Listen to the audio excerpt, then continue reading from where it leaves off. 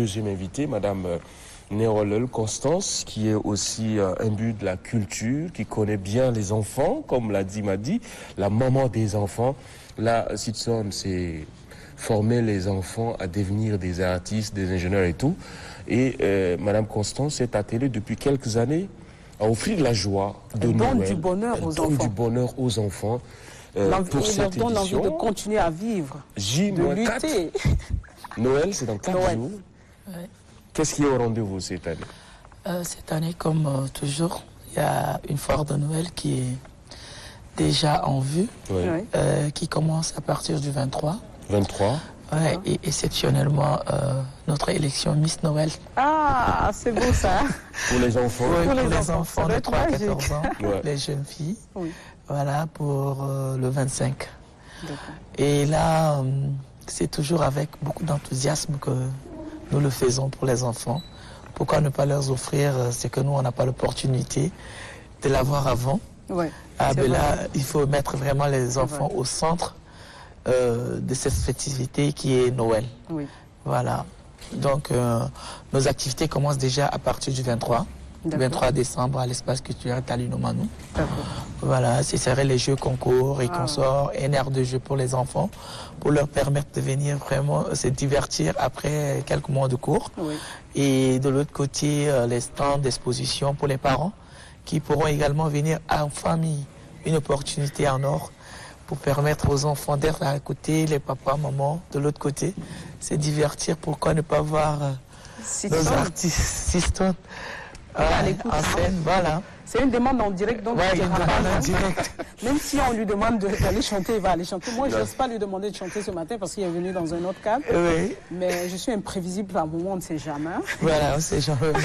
On espère et on croise les doigts. Voilà. Voilà, Inch'Allah.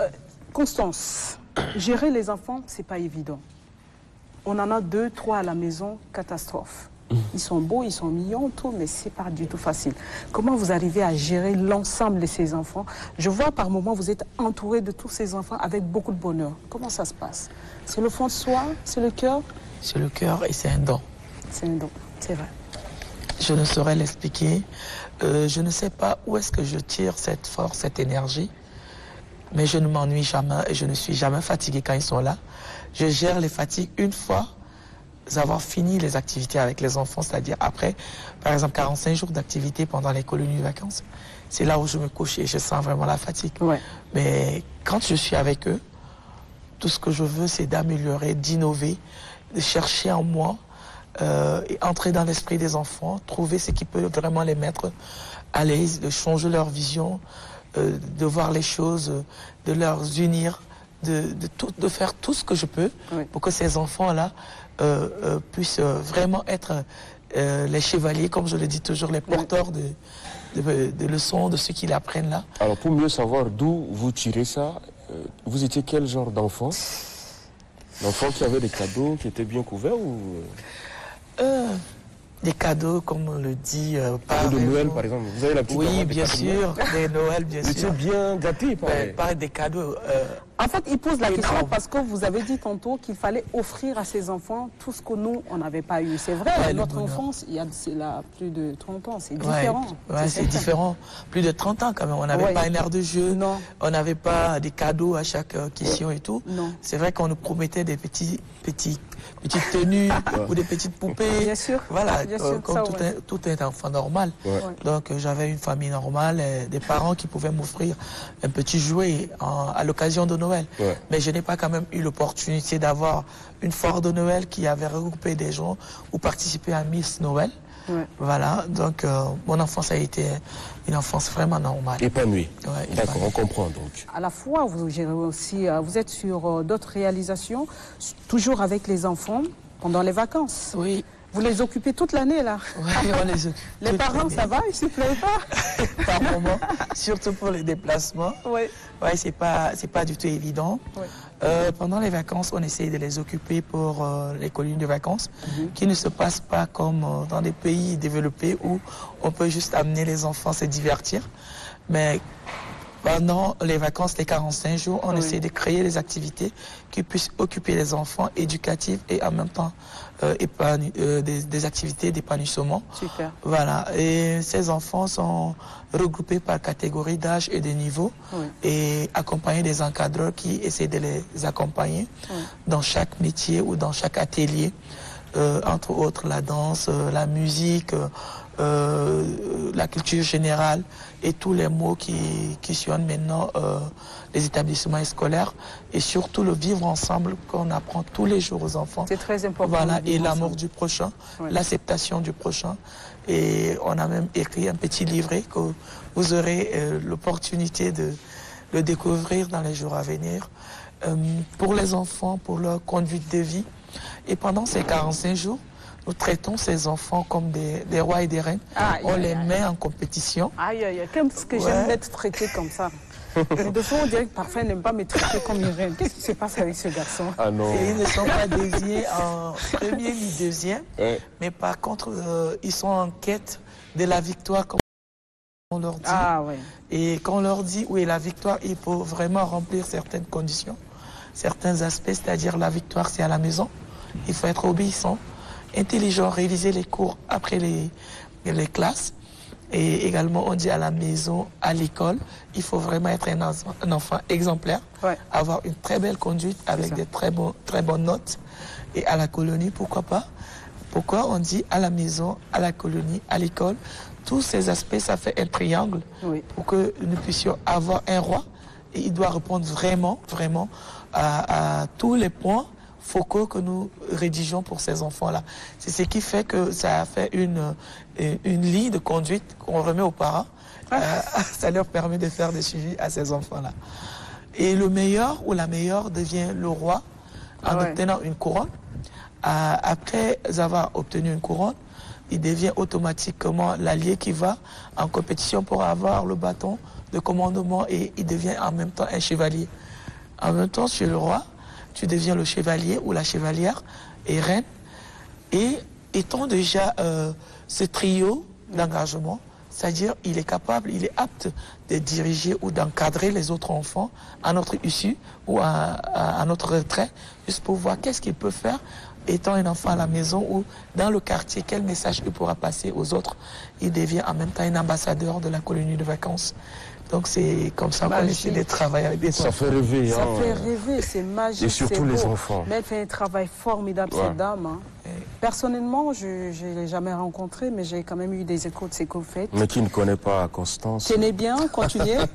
Ça fait parfait, ça. Vous avez des épaules tellement larges. Quand vous parlez de tout ce que vous faites pour les enfants, toute l'année, autour de vous, il y a quoi? Est-ce qu'il y a une ONG? Est-ce qu'il y a une association? Comment vous vous organisez? À la base, c'est une association. Il veut parler des finances. Des finances. Il dissimule un peu les choses. Il est très gentil par ça. J'essaie de ne pas être imbu de ma personnalité. Et je préfère dire nous avec les encadreurs qui s'engagent, qui travaillent avec le peu que j'essaie de leur donner pour le transport.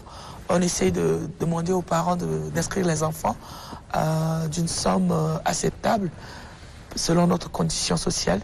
Et nous puisons de cette somme et le peu que je pars travailler aussi à côté, je mets cela au service des enfants. Parce qu'on ne peut pas attendre un partenaire ou un fonds avant de commencer.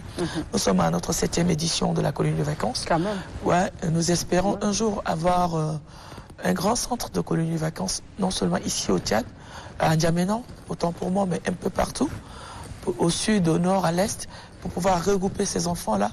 Et ensemble, nous allons battre les maux qui nous minent tous les jours.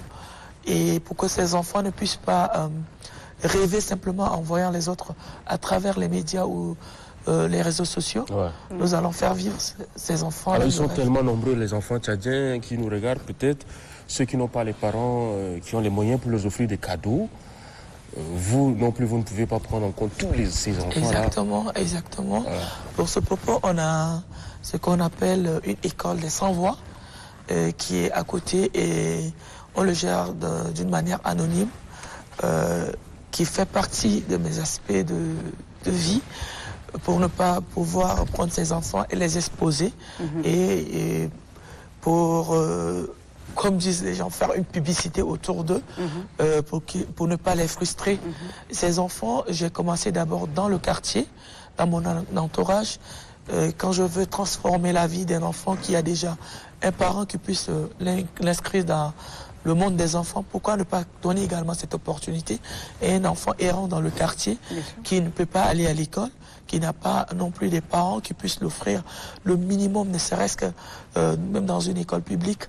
Et donc j'ai commencé avec ces enfants-là et en créant une petite école pour eux. Et cette école, après les vacances, on travaille avec eux. Et tout doucement, après la rémunération de mes activités, par exemple de Noël, je prends les enfants qui sont déjà au collège, je les inscris dans des établissements privés. Nous sommes à 30 enfants aujourd'hui. Wow. Il y avait l'ancien ministre de la Culture, Routoin, qui a accepté de parrainer l'année surpassée 10 enfants dans des écoles privées. Et ça, c'est déjà un grand plus pour nous. Il a marqué, il a impacté la vie de ces enfants-là. Et c'est quelque chose que nous faisons tous les jours. Nous essayons également de venir particulièrement vers les ONG et consorts des entreprises voulant accepter, nous accompagner sur ce. Mais au cas échéant, nous fonçons, nous ne baissons pas les bras. Parce que nous avons une marque à laisser dans cette vie. Ne laissez jamais les bras parce que vous faites du bien au cœur des enfants. Il y a un adage qui dit que c'est lui qui tend la main à un enfant gagne forcément l'affection d'une mère. Donc quand tu aimes l'enfant de quelqu'un, forcément la mère va... Bravo à tous les deux qui ont à cœur la cause des enfants. La cause des enfants, oui.